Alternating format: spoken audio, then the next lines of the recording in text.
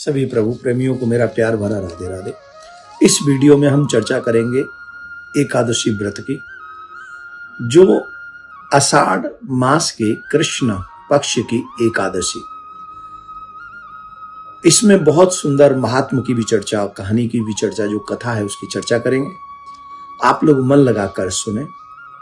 आप सभी प्रभु प्रेमियों को बताएं कि एकादशी व्रत बहुत महत्वपूर्ण है सभी वैष्णवों के लिए। जो एकादशी के दिन अन्न भक्षण करते हैं उन्हें उचित नहीं माना गया है हमारे शास्त्रों में। धर्मराज युधिष्ठिर ने जब भगवान श्री कृष्ण से पूछा, हे प्रभु, कृपा करके आप हमें बताएं कि आषाढ़ मास की कृष्ण पक्ष की एकादशी का नाम क्या है, इसके व्रत करने से क्या महात्म है, क्या फल मिलता है, कृपा करके बताइए। तो भगवान श्री कृष्ण कहते हैं, इस आषाढ़ मास की कृष्ण पक्ष की एकादशी को योगिनी एकादशी कहते हैं। इस व्रत से समस्त पापों का नाश होता है। जो कथा है वो मैं तुम्हें सुनाता हूं, ध्यान से सुनो। भगवान श्री कृष्ण ने कहा, अलकापुरी के राजा कुबेर, जो कि भगवान शिव के परम भक्त हैं, नित्य भगवान के पूजन में लगे रहते हैं। शिव ही उनके प्राण हैं, उनकी पूजा करते थे। उनकी पूजा के लिए एक हिम नाम का माली मानसरोवर से पुष्प चुन के लाता था और वो पुष्प लाके कुबेर को देता था। कुबेर उन पुष्पों को भगवान भोलेनाथ पे चढ़ाते थे। उस हिम नाम के माली की एक पत्नी थी, बहुत सुंदर थी, और वो हिम नाम का माली जो है उस बहुत ही कामी था, अपनी पत्नी में आसक्त रहने वाला था। एक दिन भगवान शिव की पूजा में पुष्प विलंब से पहुंचने पर, क्योंकि वो अपनी पत्नी के साथ रमण करने लगा, उनसे हास्य विनोद करने लगा, इस चक्कर में वो पूजा के पुष्प तो ले आया था मानसरोवर से, लेकिन पहुंचाए नहीं थे।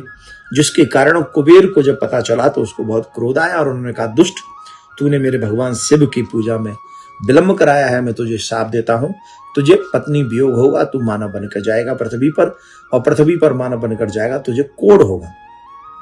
खैर वो बहुत दुखी हुआ, उसका जन्म हुआ, पत्नी वियोग हुआ, और फिर मानव जन्म लेकर वो कोढ़ी हुआ, बहुत दुख पाने लगा। तो एक दिन संत ने कृपा करके, करुणा करके, उनके ऊपर दया करके कहा कि अगर तुम अपना उद्धार चाहते हो तो आषाढ़ मास की कृष्ण पक्ष की योगिनी एकादशी व्रत करो, जिससे तुम्हारे समस्त पाप कट जाएंगे। जानते हो माय डियर, योगिनी एकादशी व्रत करने से जो फल है ना, तो कितना फल मिलता है? 88,000 ब्राह्मणों को भोजन कराने का जो फल है, वैदिक ब्राह्मणों को जो भोजन कराने का फल है, वह फल योगिनी एकादशी व्रत करने से मिलता है।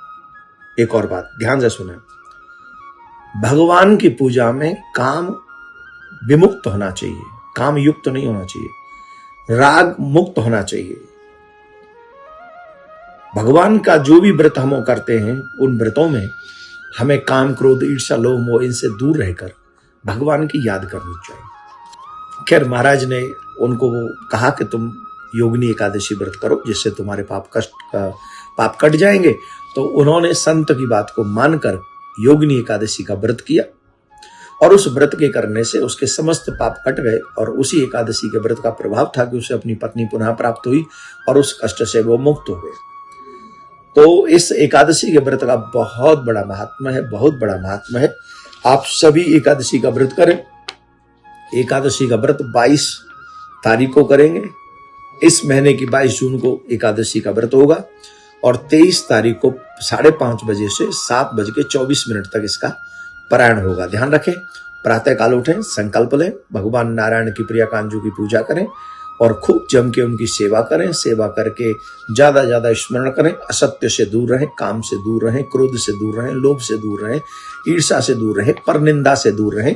इन सब चीजों से दूर रहकर ज्यादा ज्यादा भगवान के नाम का स्मरण करें। जो मनुष्य ज्यादा अगर आपको ये वीडियो पसंद आया हो, वीडियो को लाइक करें। चैनल पर पहली बार आए हैं, चैनल को सब्सक्राइब करें।